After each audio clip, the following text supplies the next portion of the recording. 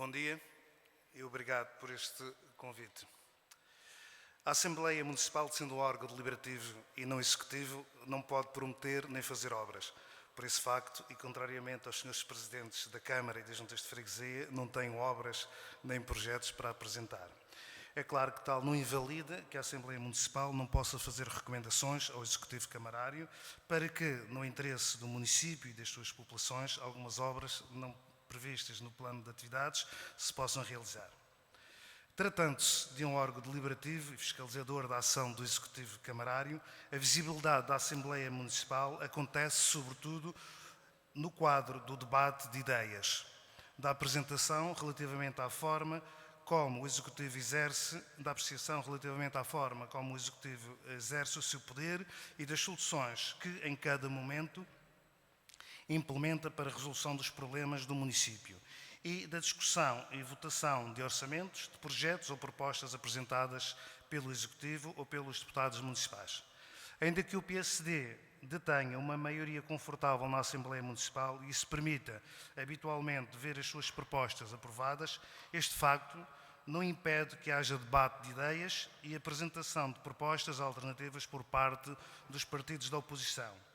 E mesmo que este debate não se traduza na alteração das propostas da maioria, é importante que seja feito, uma vez que constitui uma oportunidade para o mesmo problema se confrontem ideias e soluções diferentes, o que constitui sempre uma mais-valia. Nestes debates, independentemente das forças partidárias que representam, os membros da Assembleia têm, na generalidade das sessões, desenvolvido a defesa dos interesses das populações com convicção, o que dignifica este órgão autárquico.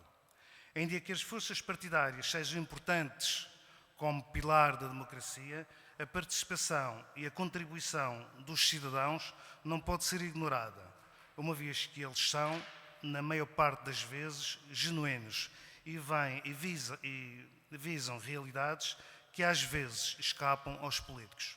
Infelizmente, nos últimos tempos, e a que também não é ideia a pandemia provocada pelo vírus SARS-CoV-2, é com muita preocupação que assisto à pouca utilização por parte da população do tempo disponibilizado para intervir no decurso das Assembleias Municipais. Espero que, mais do que de desmotivação, constitua um sinal de que os canais de comunicação entre os munícipes e o Executivo Camarário está a funcionar. A participação do cidadão na gestão do seu município é não só um direito como um dever. Nenhum cidadão deve-se colocar à margem das decisões de natureza política, económica, social e cultural que os vários órgãos de poder autárquico tomam em cada dia. Para além da possibilidade de participar no processo e no ato eleitoral, os cidadãos poderão exercer os seus direitos de cidadania recorrendo aos vários instrumentos previstos na lei e onde se inclui as Assembleias Municipais e as Assembleias de Freguesia.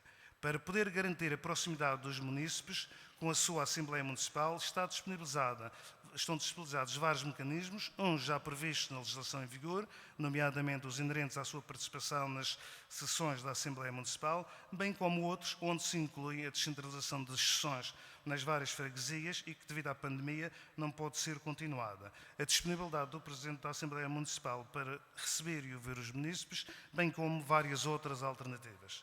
No decurso destes quase 8 anos de mandato, como Presidente da Assembleia Municipal, é, contudo, com muita satisfação que vejo o Executivo Camarário olhar para as juntas de freguesia não só como parceiros da Câmara na valorização das populações, mas também como veículos de auscultação dos seus anseios. Esta sinergia entre Câmara e juntas de freguesia na concretização de políticas de proximidade permite melhores e mais rápidas respostas aos problemas das populações. É por isso gratificante presidir a uma Assembleia Municipal e assistir a unanimidades de votação quando em causa estão a aprovação de transferências através de contratos de programa de meios financeiros para as juntas de freguesia.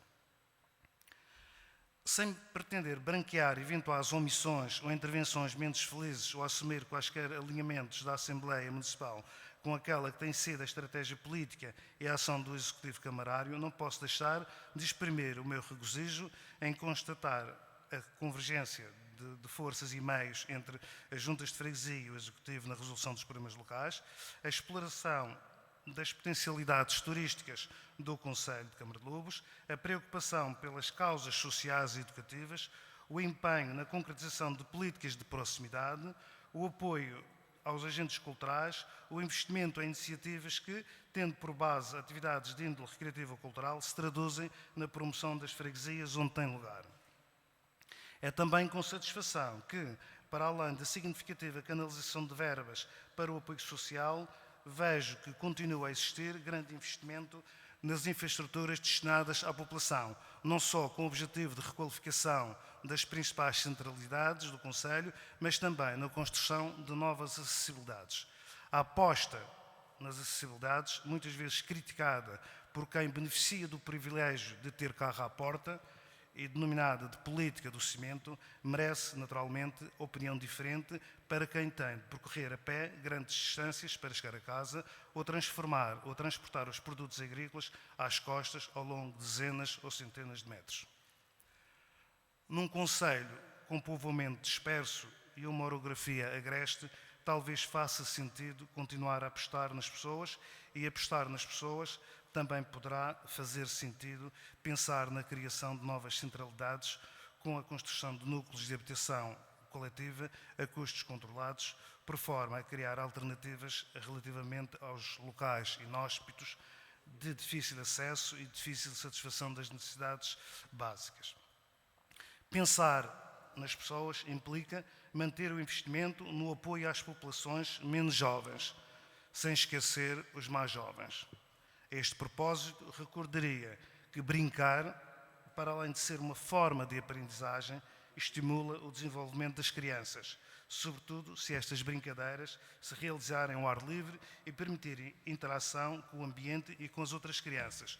Por esse facto, é importante que, ao forte investimento feito pela Câmara em computadores e tablets, se contraponham como terapêutica contra os seus efeitos adversos, investimentos numa rede de parques infantis que, para além das centralidades constituídas pelas igrejas paroquiais, seja capaz de se estender às localidades de maior concentração populacional e, por que não, aos espaços de algumas habitações coletivas.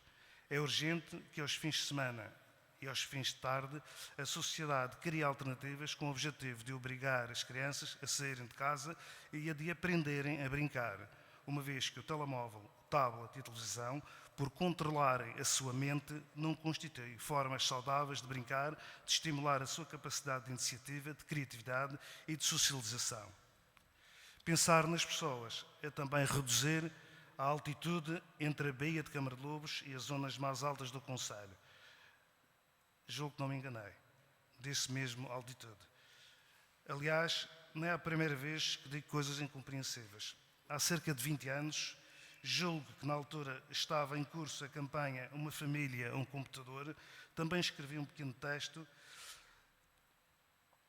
a dizer que Câmara de Lobos e o Estreito, duas freguesias pertencentes ao mesmo concelho e contíguas, estavam separadas por 600 euros.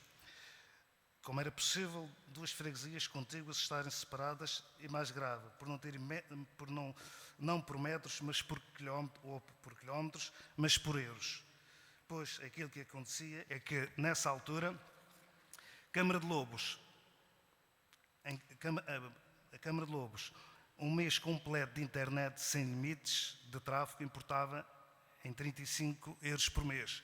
No Estreito, por um mês completo de internet, porque era pago ao minuto, o custo não só atingia 600 euros, como em vez do sinal ser transportado num potente BMW, ia de corsa e quando o tráfego era intenso, nem com sebo andava.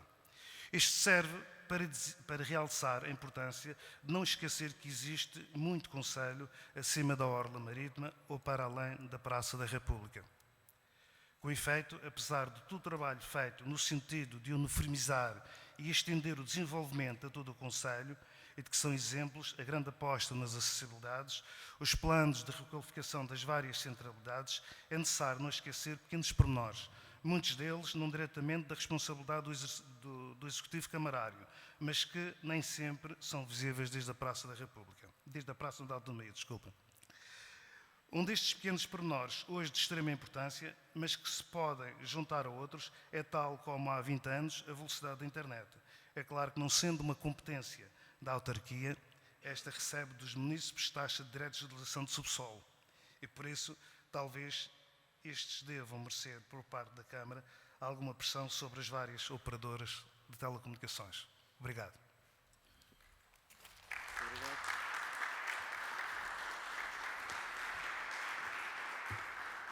Muito obrigado ao Dr. Manuel Pedro. Muito obrigado ao Dr. Manuel Pedro. Passo agora a palavra ao Sr. Presidente da Junta de Freguesia de